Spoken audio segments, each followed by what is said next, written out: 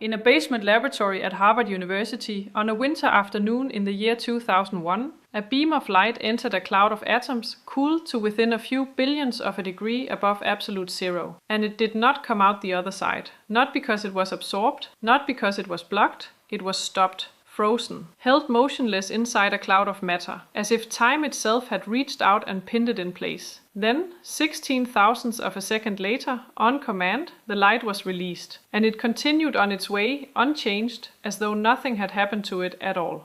This is not science fiction. This is not a thought experiment confined to a chalkboard. This actually happened in a real laboratory using real atoms, and it was documented, measured, and published in one of the most rigorously reviewed scientific journals in the world. The woman who did it is named Lene Haug, a physicist who left Denmark for the United States and ended up rewriting what physicists thought they understood about the fastest phenomenon in the known universe. For over a century, one number has stood as an unbreakable ceiling over everything humanity does, builds, and imagines. 299,792,458 meters per second, the speed of light in a vacuum.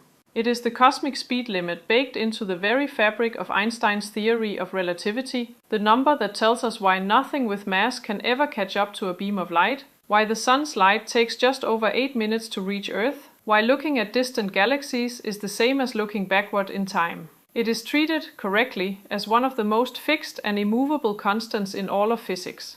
So when someone tells you that a Harvard physicist stopped light, held it still, parked it in place like a car in a driveway, the instinct is to assume some trick of language is at play. Surely they mean something softer. Surely they mean the light was absorbed and later re-emitted, which happens constantly in ordinary materials. Surely stopped is being used loosely, the way a headline stretches the truth for a click. It is not being used loosely, and to understand why, we have to set aside what we think we know about light for a moment and go back to where that number, 299,792,458 meters per second, actually comes from, because the answer is more surprising and more revealing than most people realize. The speed of light in a vacuum is fixed. That part is true, and it is not in dispute. It has been measured with extraordinary precision, confirmed across decades of experiments, and it forms one of the two founding postulates of Einstein's special relativity, published in 1905. But here is the detail that gets lost in casual conversation. That speed limit applies to light traveling through empty space, a vacuum, with nothing in it. The instant light enters a medium, glass, water, air, a diamond, a cloud of atoms, its effective speed changes, not because the fundamental constant of nature has changed, but because the light is now interacting with matter, and that interaction slows down how quickly the wave pattern of the light can propagate through the material. This is not new physics. It is old physics, older than relativity itself. It is why a straw in a glass of water looks bent. It is why a prism splits white light into a rainbow. Light traveling through glass moves at roughly 2/3 of its vacuum speed. Through water, it slows to about 3/4. Through diamond, due to the crystal's dense atomic structure, light slows to less than half its vacuum speed. Every optics textbook for the last 200 years has acknowledged this. Refraction, the bending of light as it passes from one medium into another, exists precisely because light travels at different speeds in different substances. So the real question was never, can light be slowed down? Every glassmaker, every lens grinder, every eyeglass manufacturer already knew that it could. The real question, the one that occupied Lene Haug and her research team at Harvard through the late 1990s was, how far can this slowing be pushed? Is there a limit? And if you pushed hard enough, could you take it to its logical extreme? Could you slow light down not by a fraction, not by half, but by a factor of tens of millions? Could you slow it down so much that it would no longer resemble the blazing streak of energy we associate with light at all, but instead crawl through a medium at a walking pace? And beyond that, could you take it all the way to zero? To answer that, you first have to understand the tool Haug's team built to attempt it, because the tool itself is one of the strangest and most delicate instruments ever constructed by human hands. A Bose-Einstein condensate. A Bose-Einstein condensate, often abbreviated BEC, is a state of matter that does not occur naturally anywhere we know of in the universe, at least not without extraordinary intervention. It was predicted theoretically by Albert Einstein and the Indian physicist Sachendra Nath Bose in the 1920s, based on statistical calculations about how particles called bosons, a category that includes photons and certain types of atoms, behave at extremely low temperatures. Einstein and Bose predicted that if you cooled a gas of certain atoms down far enough, close enough to absolute zero, the individual atoms would stop behaving like distinct separate particles bouncing around independently. Instead, they would collapse into a single collective quantum state, behaving in effect as one giant superatom, where every particle shares the same quantum identity. This was pure theory for 70 years. Nobody could get close enough to absolute zero to actually observe it. It wasn't until 1995, just a few years before Hough's stop-light experiment, that physicists Eric Cornell and Carl Wieman, working at the University of Colorado Boulder, successfully created the first Bose-Einstein condensate in a laboratory, cooling rubidium atoms to within a fraction of a millionth of a degree above absolute zero, using a combination of laser cooling and magnetic trapping. That achievement was so significant, it earned them the Nobel Prize in Physics in 2001, shared with Wolfgang Ketterle of MIT, who had independently achieved condensation with sodium atoms. Lene Hough, working at the Roland Institute for Science, later affiliated with Harvard, took this newly available exotic state of matter and asked a question nobody had asked before. What happens to light when it passes through a cloud of atoms locked in this strange, ultra-cold collective quantum state? To appreciate how strange that question really was, it helps to step back even further, past Einstein, past Bose, all the way to the 17th century, when the speed of light wasn't even confirmed to be finite. Many natural philosophers of the era, including René Descartes, assumed light traveled instantaneously, arriving everywhere in the universe at once. It was the Danish astronomer Ole Rømer in 1676 who first demonstrated that light had a measurable, finite speed at all, by observing that the eclipses of Jupiter's moon Io appeared to lag behind predicted schedules whenever Earth was farther from Jupiter in its orbit. Rømer correctly reasoned that this delay was caused by light taking longer to cross the greater distance, the first real evidence that light, however fast, was not instantaneous. From that single insight, over the following 2.5 centuries, physicists refined their measurements again and again, from Rømer's rough astronomical estimate to the incredibly precise laboratory value Einstein would later enshrine as an absolute constant of the universe in 1905. It's a 230-year chain of evidence, each link built carefully on the last, that eventually produced the number we now treat as fixed. 299,792,458 meters per second in a vacuum. What's easy to forget, buried under that impressive precision, is that every single one of those historical measurements, Rømer's astronomical observations, Hippolyte Fizeau's tooth wheel experiment in 1849, Albert Michelson's rotating mirror experiments in the late 19th century, measured light traveling through a medium of some kind. Through the vacuum of space combined with Earth's atmosphere, through open air in a French countryside, through the atmosphere above California. The vacuum value had to be carefully extracted and calculated from real-world measurements that already accounted for the slowing effects of the media light was passing through. In other words, the entire history of measuring light speed has always run in parallel with an awareness that light behaves differently depending on what it's traveling through. Hough's work in the 1990s didn't invent this idea. It simply asked how far it could be pushed, and then pushed it further than anyone thought physically possible. Getting a cloud of atoms into a Bose-Einstein condensate in the first place is itself one of the most demanding engineering feats in experimental physics. And it's worth understanding just how extreme the conditions really are, because it underscores why this phenomenon sat undiscovered for so long. The process typically begins with laser cooling, a technique where carefully tuned laser beams are aimed at a cloud of atoms from multiple directions.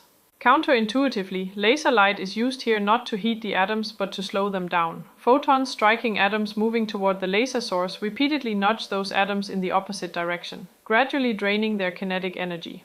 This brings the cloud down to temperatures already far colder than anything found naturally in deep space. From there, a second stage called evaporative cooling takes over, where the researchers selectively allow the highest energy, hottest atoms in the trap to escape, lowering the average energy and therefore the temperature of the atoms left behind. Much like how a cup of coffee cools faster once steam carries away its most energetic molecules. Repeating this process again and again brings the remaining atoms down to temperatures measured in billionths of a degree above absolute zero, colder than any naturally occurring environment ever detected anywhere in the observable universe, including the near vacuum of deep intergalactic space. It is only at this extreme artificially engineered temperature that the atoms stop behaving as a chaotic gas of independent particles and collapse into the single unified quantum state that defines a Bose-Einstein condensate. In 1999, Howe's team published the first breakthrough in the journal Nature. Using a cloud of sodium atoms cooled into a Bose-Einstein condensate, combined with a technique called electromagnetically induced transparency, they slowed a pulse of light down to 17 meters per second. To put that number in perspective, 17 meters per second is roughly the speed of a fast bicycle. A beam of light, the fastest thing in the known universe when in a vacuum, was made to travel through a laboratory apparatus at a pace a human being could run alongside. The mechanism behind this slowdown deserves real explanation because it is not a party trick, it is one of the most elegant applications of quantum mechanics ever engineered. Ordinarily, if you shine a beam of light at a dense cloud of atoms, most of it gets absorbed. The atoms soak up the photon's energy and the light simply doesn't make it through. This is why most solid objects are opaque. Electromagnetically induced transparency solves this problem using a second laser called a control beam, tuned to a very specific frequency that interacts with the internal energy states of the atoms. This control beam effectively opens a window of transparency within an otherwise opaque medium, carving out a narrow band of frequencies where the light pulse can pass through without being absorbed. But the light doesn't pass through unaffected. As the light pulse enters the condensate, its energy becomes entangled with the quantum states of the atoms themselves. The light is no longer purely light, it becomes a hybrid entity, part photon and part atomic excitation, called a polariton. Because this hybrid entity has to constantly interact with the sluggish, heavy atoms of the condensate as it moves, its group velocity, the speed at which the pulse of energy actually travels through the medium, drops dramatically. The atoms are, in effect, acting like a series of dominoes so densely packed and so precisely tuned that the light pulse has to painstakingly work its way through the crowd instead of sailing past unobstructed. 2 years after that first breakthrough, in 2001, Howe's team pushed the experiment to its logical extreme. And this is the part of the story that made headlines around the world and continues to astonish people to this day.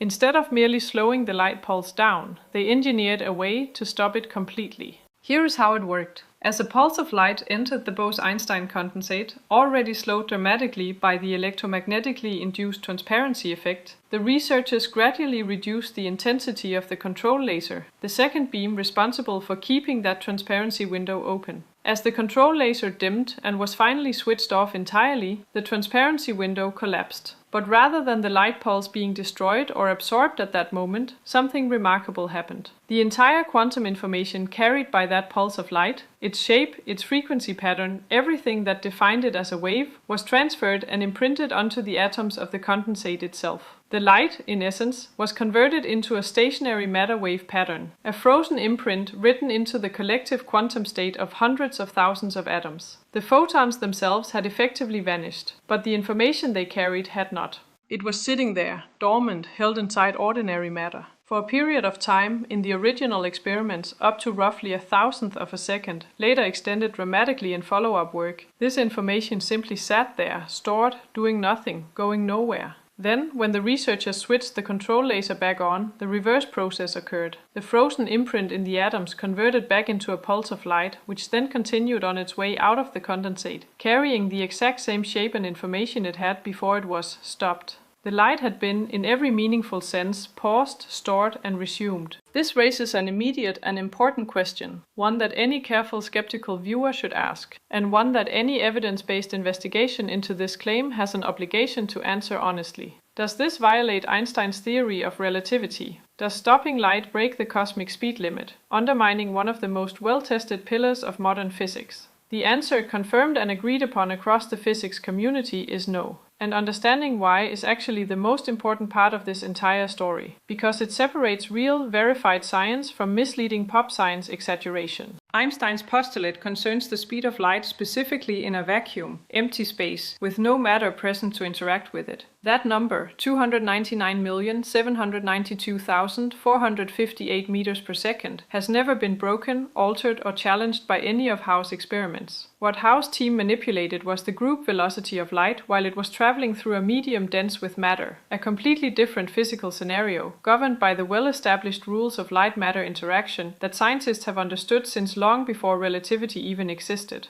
No information, no energy, no signal ever traveled faster than light in a vacuum during any of these experiments. If anything, the entire achievement depended on making light travel slower, dramatically, precisely, controllably slower, never faster. Relativity remains completely intact. What Howe's work challenged was not Einstein's speed limit, but the common assumption that light's behavior in matter is fixed and unremarkable. It turns out that behavior can be pushed to genuinely bizarre extremes if you're clever enough and if you're willing to cool atoms colder than anywhere else in the observable universe to do it. This is worth sitting with for a moment, because it reframes the entire mystery. The headline claim, "Physicist stops light," sounds like a violation of nature's rules. The reality is almost the opposite. It is one of the most careful, rule-abiding demonstrations of quantum mechanics and light-matter physics ever performed. Nothing forbidden happened. Something extraordinarily difficult, precisely engineered, and previously unimaginable happened, entirely within the bounds of established physical law. That, in many ways, is more impressive than a rule being broken, because it means the door is open for the technique to be trusted, extended, and built upon, rather than dismissed as an anomaly or a paradox. And that is exactly what happened in the years following Howe's initial experiments. The scientific and technological implications of controllably stopping and storing light did not stay confined to a physics curiosity. They opened up an entirely new area of applied research: quantum information science. Modern computing and the Internet itself runs on the movement and manipulation of information encoded in electrical signals and, increasingly, in light pulses traveling through fiber optic cables. But the frontier of computing research today is quantum computing, machines that store and process information not in simple binary bits, but in quantum bits or qubits, which can exist in multiple states simultaneously, offering the potential for computational power far beyond anything classical computers can achieve for certain problems. One of the central challenges in building a functional, scalable quantum computer, or a quantum internet capable of transmitting unhackable encrypted information across long distances, is the problem of quantum memory. How do you store fragile quantum information that is destroyed the instant you try to measure or observe it carelessly, for long enough to actually use it? Howe's stop-light experiments demonstrated for the first time a physical mechanism for exactly this kind of storage. By converting light, the most natural carrier of quantum information over long distances, into a stationary matter-based imprint, and then converting it back into light on demand, her work provided a working proof of concept for optical quantum memory. In the decades since, researchers around the world have built directly on this foundation, using variations of electromagnetically induced transparency and atomic ensembles to develop increasingly sophisticated quantum memory devices. With storage times extended from milliseconds towards seconds, and with ongoing research aimed at integrating these systems into functional quantum networks. To understand why storage time matters so much, consider the core problem facing anyone trying to build a long-distance quantum network. Classical fiber optic internet signals fade as they travel, but that's easily solved. You simply install repeater stations along the route that detect the weakening signal, amplify it, and send it onward. Quantum information cannot be copied and amplified this way. A fundamental principle of quantum mechanics, known as the no-cloning theorem, forbids making an identical copy of an unknown quantum state. This means a conventional repeater, which works by reading a signal and generating a fresh copy, simply cannot be used for quantum data without destroying the very information it's meant to preserve. Instead, physicists have proposed quantum repeaters that rely on temporarily storing quantum information at intermediate stations. Precisely the kind of storage first demonstrated conceptually by Howe's stop-light experiments, allowing entanglement to be extended link by link across a network without ever directly measuring or copying the fragile quantum state itself.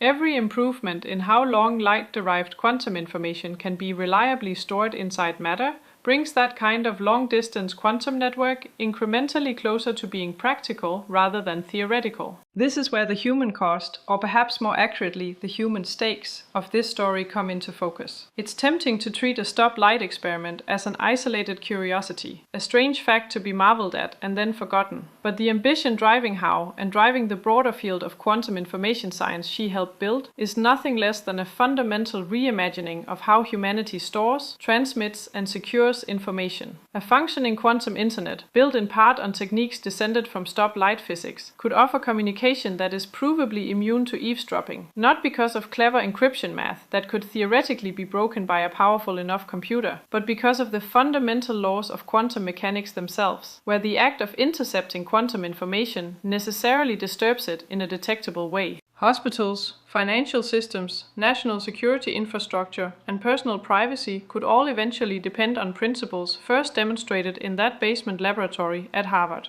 There is also a quieter, more philosophical stake buried in this story, one that speaks directly to why documentaries like this one exist at all. For most of human history, light has been treated as the ultimate metaphor for the unstoppable, the instantaneous, the thing that arrives before you can even register it left. Quick as a flash of light is baked into nearly every language on Earth as shorthand for something too fast to intercept. Line Hau's work forces a reconsideration of that assumption, not by breaking the laws of physics, but by revealing how much room those laws leave for human ingenuity to work within them. The speed of light in a vacuum remains untouchable, but light's behavior in the material world, it turns out, is far more negotiable than most of us ever imagined. And that negotiability has already started reshaping the technological landscape of the 21st century. Let's return briefly to the myth versus reality distinction that any rigorous investigation of a claim like this has an obligation to draw clearly, because sensational headlines about this topic have circulated for over 2 decades, and not all of them get the details right. The myth, as it's often presented in exaggerated retellings, is that scientists broke the ultimate speed limit of the universe, achieving something relativity says is impossible. The reality, confirmed by peer review, replication, and 2 decades of follow-up research across multiple institutions, is more precise and frankly more interesting. Scientists engineered an extraordinarily delicate quantum mechanical interaction between light and ultra-cold matter, one that slows the group velocity of light within that matter to a near standstill, and in doing so converts the light's information into a storable, retrievable form, all while leaving the vacuum speed of light and the entirety of Einstein's relativity completely untouched and fully intact. This is the essence of evidence-based mystery reframing. The mystery isn't fake. Light really was stopped. The wonder is genuine and earned. But the explanation isn't a violation of nature's rules. It's a demonstration of how deeply and creatively those rules can be worked with, once you understand them well enough.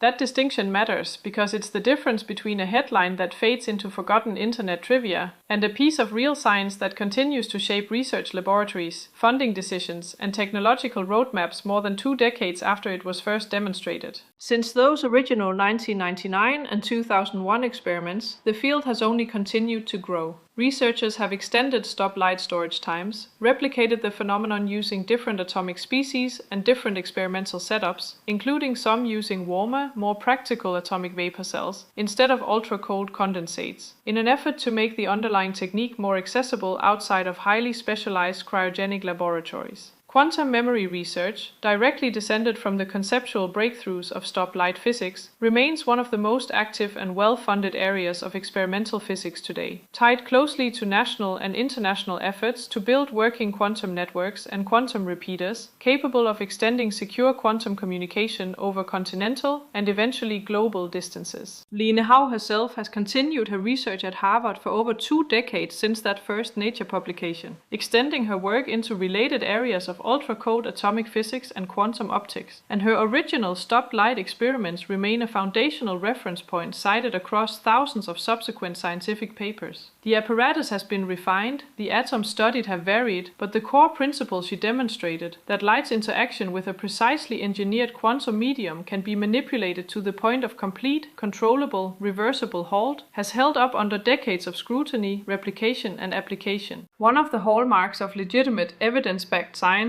as opposed to a one-off anomaly or an experimental fluke, is replication, the ability for other independent research teams working with their own equipment in their own laboratories to reproduce the same fundamental result. Stop-light physics has cleared that bar repeatedly. Research groups at other institutions working with different atomic species and different experimental configurations, some using warmer atomic vapor cells rather than ultra-cold condensates in an effort to make the technique less dependent on extreme cryogenic conditions, have confirmed the same underlying principle, that electromagnetically induced transparency can be used to slow, halt, and later revive a pulse of light by transferring its information into the quantum states of surrounding matter. This is precisely the kind of independent confirmation that separates verified physics from a claim that merely sounds impressive in a headline. It's not one laboratory's word being taken on faith. It's a result that has been checked, rechecked, and built upon by a global community of physicists with every incentive to find flaws in it if flaws existed. That pattern of replication also explains why funding agencies, universities, and technology companies have continued pouring resources into this area of research for more than 2 decades, rather than treating it as a passing curiosity. Serious money and serious careers do not get built on tricks that can't be reproduced. The fact that quantum memory research, directly descended from Howe's original demonstration, remains one of the most actively funded corners of experimental physics today is itself a form of evidence, a signal that the scientific community, after decades of scrutiny, continues to judge this line of research as both real and consequential. So the next time someone tells you that light was stopped in a laboratory, you don't have to choose between dismissing it as an exaggeration and accepting it as a violation of physics. Both instincts miss what actually happened. What happened was real, verified, and published in one of the most trusted scientific journals in the world. It did not break Einstein's speed limit. It revealed just how much can be built within it, when the right minds, the right atoms, and a temperature colder than the depths of space all come together in the same room. It's worth pausing on just how rare that combination is, a discovery strange enough to sound like fiction, and yet solid enough to survive 25 years of the most demanding scrutiny science has to offer. Most extraordinary claims fail one of those 2 tests. Either they turn out to be mundane once examined closely, or they collapse the moment an independent lab tries to reproduce them. Stoplight did neither. It stayed exactly as strange and exactly as real as it was the day Lene Howe's team first watched a pulse of light vanish into a cloud of atoms and reappear unharmed moments later. If claims like this, extraordinary on the surface, verifiable underneath, are the kind of mystery you want unpacked with evidence instead of hype, this channel exists for exactly that. Every case file we open here follows the same rule. The curiosity has to be real, and so does the answer. If that's the kind of investigation you value, consider staying with us for the next one.